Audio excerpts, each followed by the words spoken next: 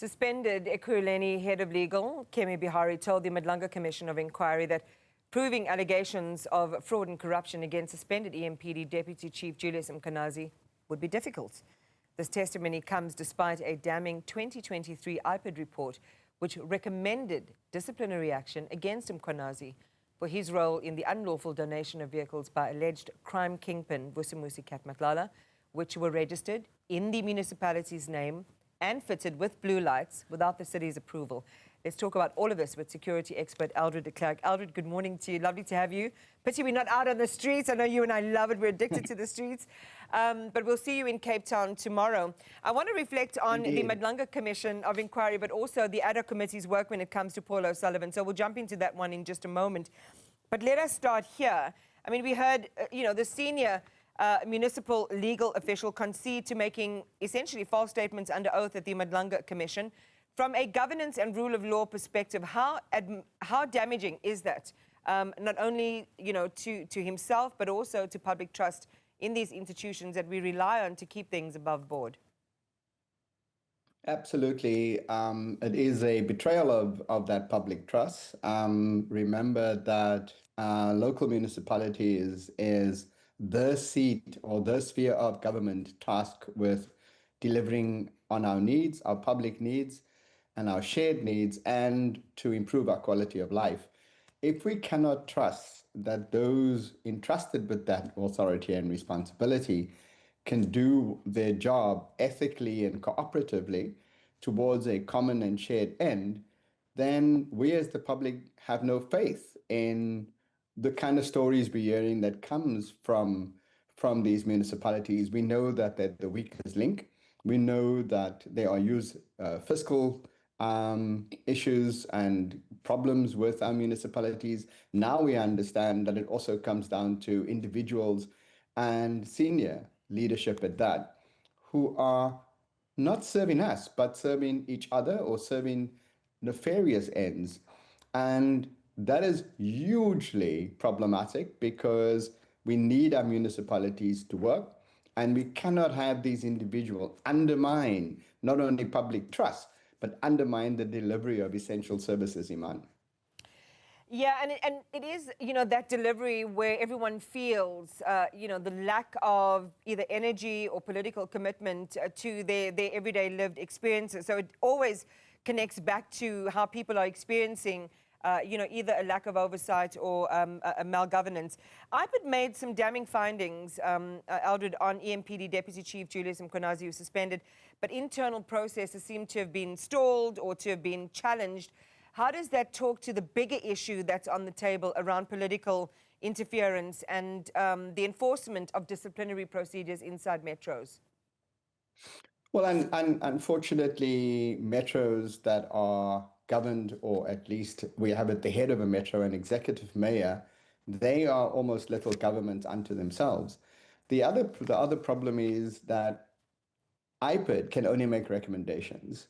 Unless IPID is very clear that there's a criminal case to be answered, they are fighting for the authority and the right to pursue a criminal case against somebody, and a law enforcement official or a public official tasked with law enforcement responsibilities or public safety or governance responsibilities. IPID wants to be able to pursue a case against them on their own terms. And other than that, they make a recommendation. So it was both within the South African Police Service, and now we know within metros, where IPID recommendations fall on deaf ears. They either tardy or slow in recommending the IPID's recommendation, or they cherry pick what they want to do and how they want. IPID has no control over that because IPID cannot pursue at this time a disciplinary procedure against somebody on their own terms. So recommendations are exactly that, and these municipalities and South African Police Service is apparently free to ignore them. Iman. Let's look at Parliament as well, and it's one of those where you have to look at both to begin to build that bigger picture.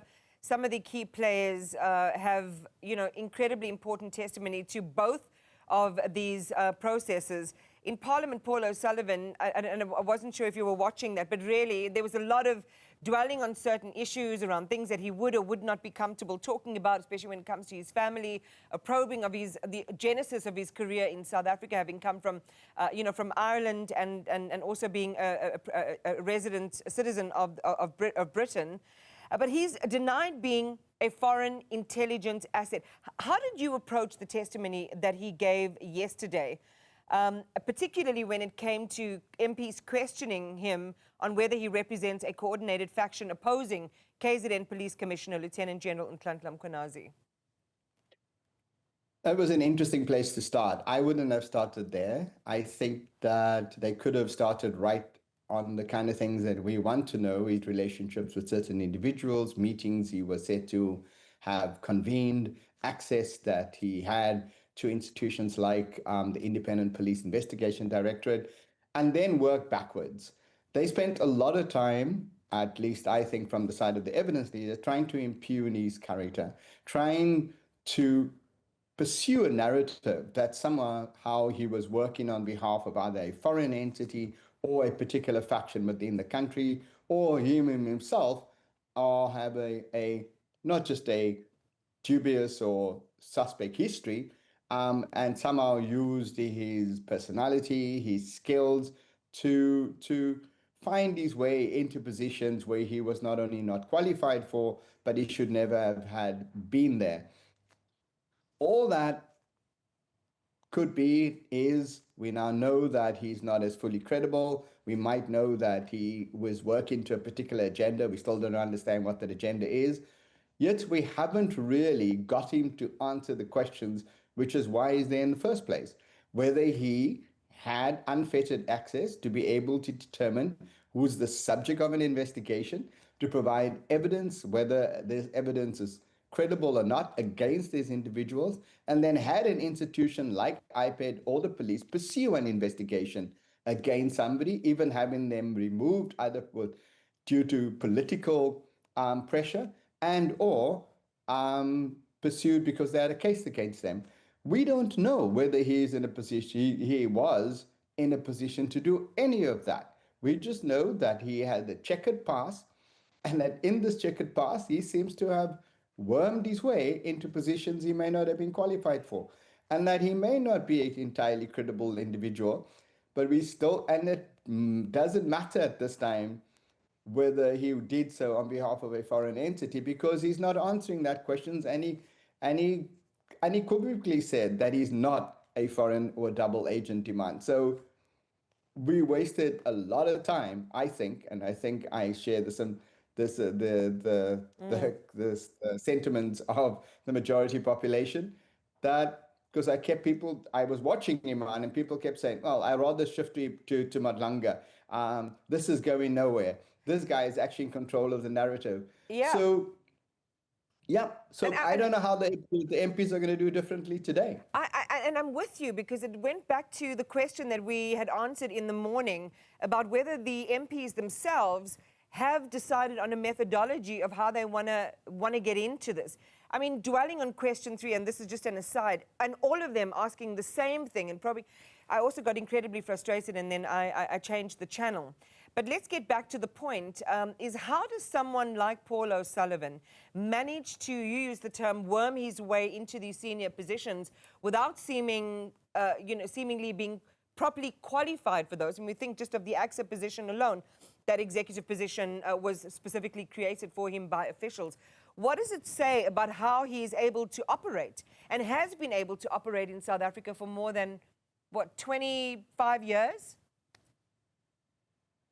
Well, he's both a product of his times, where somebody who would, with his eloquent nature, his stature, his self-proclaimed history and undisclosed CV, and also, quite frankly, man, the color of his skin and the fact that he's British and carries 3 passports. Well, I mean, I don't think the Irish wants to claim him. He is a product of his time. He would have used his connections, and he started name dropping as to who was trying to get him a work permit and who he knew at the time. He would have been placed in positions where, simply by virtue of who he is, that would have been enough. And we also now know that he has a particular inclination. He comes from a counter-terrorism background. We still need the British government to verify that, and exactly which taskings he had. Was he only restricted to Europe? Either way, that comes with a particular set of skills,